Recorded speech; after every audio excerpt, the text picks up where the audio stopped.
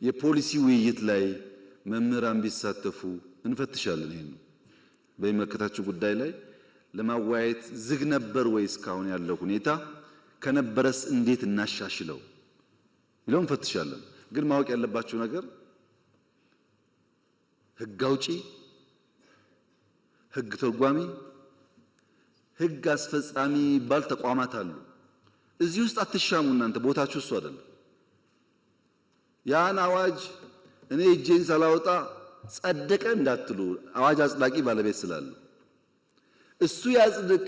እኔ ግን ለምን አልወያይበትም? ለምን አልመክርበትም? ሐሳብ አለኝ ስትሉ እንፈትሽ።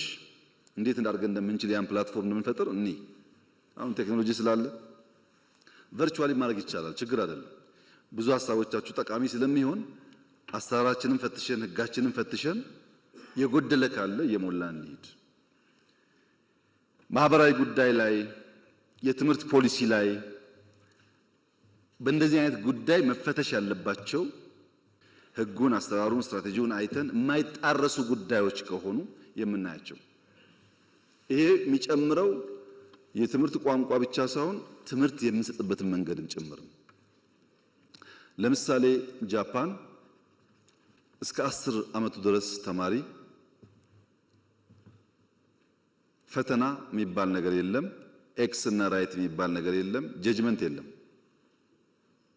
መዋለ ህጻናት ከዛ ደግሞ ቢያንስ ከ1 እስከ 4 ሲማር ፈተና ተፈትኖ ራይት ኤክስ አይደረግም።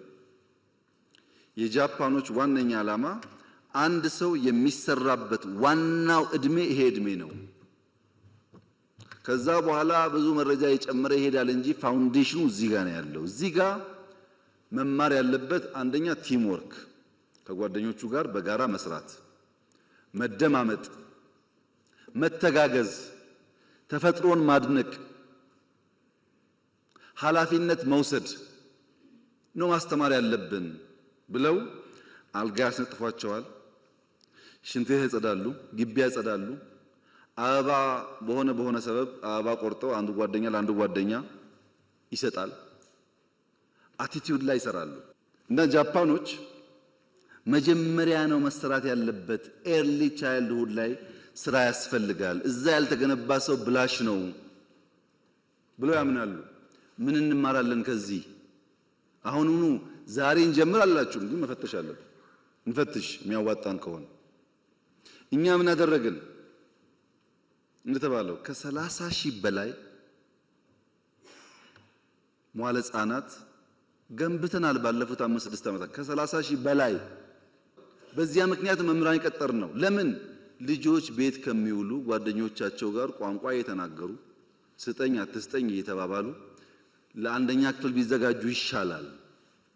እንደዚያ ካልሆነ ውሎ አድሮ የተሻለ ብቃት ያለው ሰው አናገኝም በሚል ሂሳብ ነው።